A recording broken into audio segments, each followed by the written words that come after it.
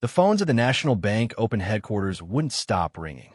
Karl Hale, the tournament director, had just made a routine announcement. Alex Ela would be playing her opening match on Wednesday night. Within minutes, the ticket office was flooded. Within 30 minutes, every single seat on center court was gone. Hale stared at his screen in disbelief. He had seen big names come through this tournament before. He had watched Serena Williams sell out matches, seen the world's best pack the stands. But this was different.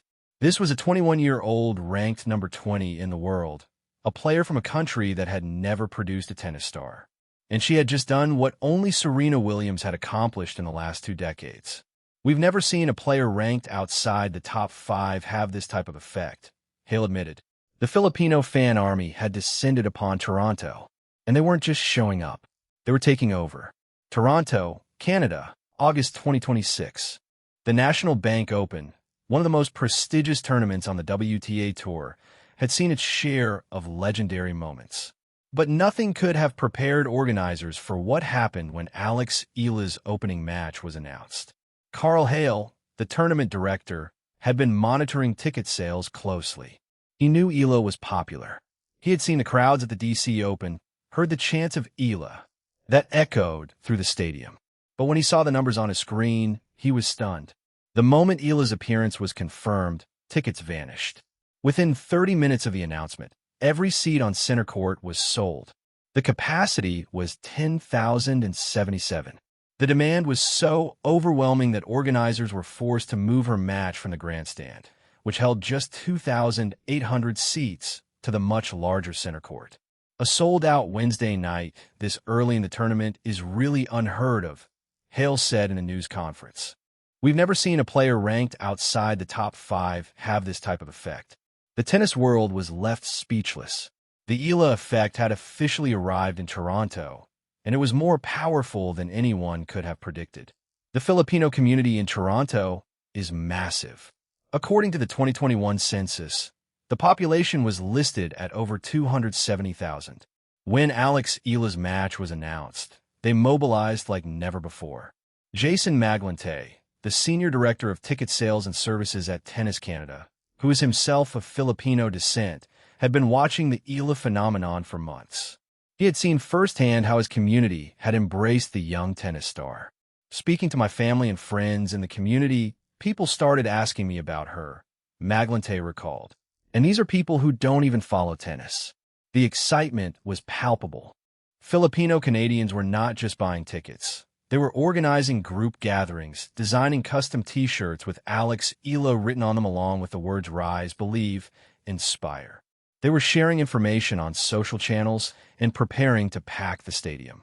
For Danilo Sani Baluyat, the executive director of Toronto's annual Taste of Manila event, the comparison was inevitable. She's being branded as the next Manny Pacquiao, Baluyat said.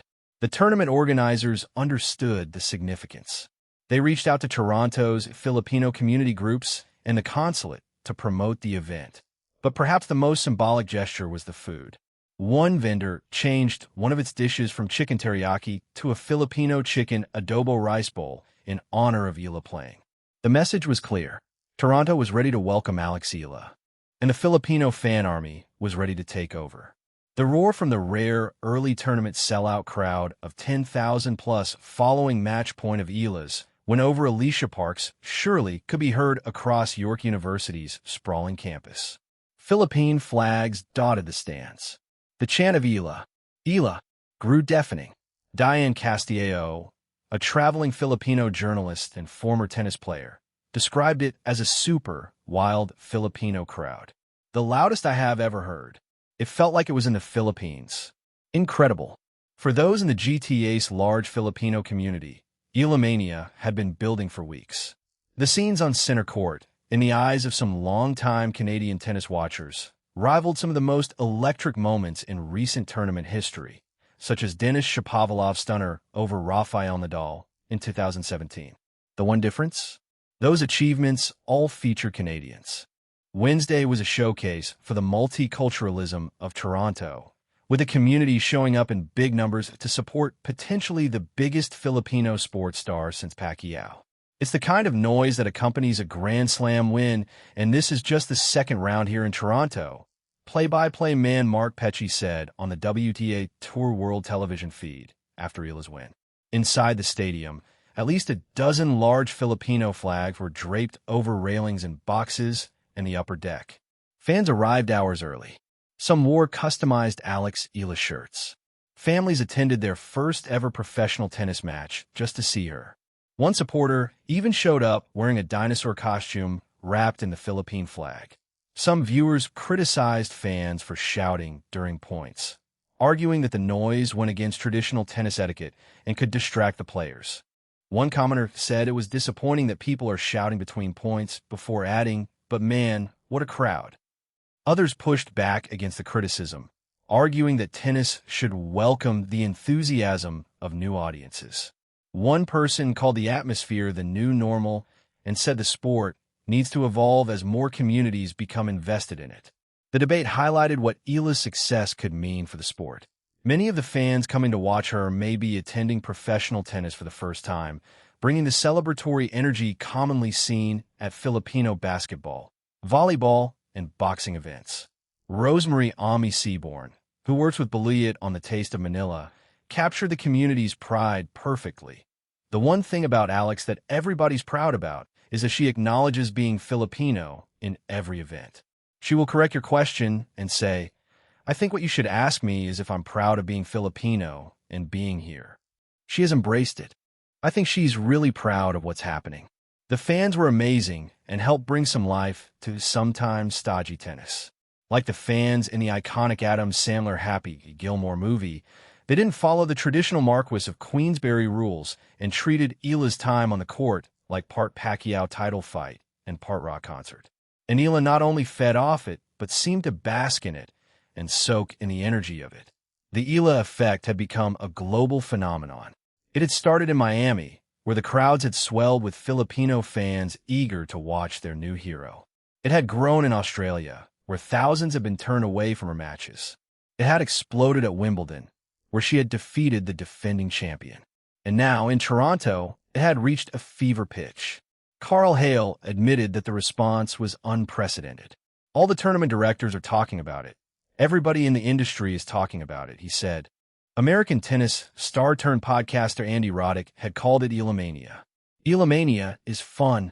When you have watch parties in arenas around your country for a fourth-round match, "I'm in," he said. The phenomenon was a testament to Ela's impact on the sport. She had not only broken barriers for Philippine tennis, but she had also shown that the sport could grow beyond its traditional markets. Her fans were not just passive spectators. They were active participants, traveling across the globe to support her, filling stadiums, and creating an atmosphere that was unlike anything the sport had ever seen. Ela had become more than a tennis player. She was a symbol of hope, resilience, and national pride. "The pleasure of my life to experience crowds like this," Ela said in her news conference after the win. She addressed the crowd in Tagalog, pumping her arms and asking for louder cheers. "There are so many Filipinos in the crowd tonight. So many flags. Thank you," she said. "I am eternally grateful. I just came off Washington, so I really feel like this is a celebration." From the streets of Quezon City to the packed stands of Toronto, Alex Ela has proven that champions aren't just defined by their titles. They're defined by the communities they inspire. The Filipino fan army has taken over the tennis world, and there is no stopping them now. Elamania is real, and it is only just beginning.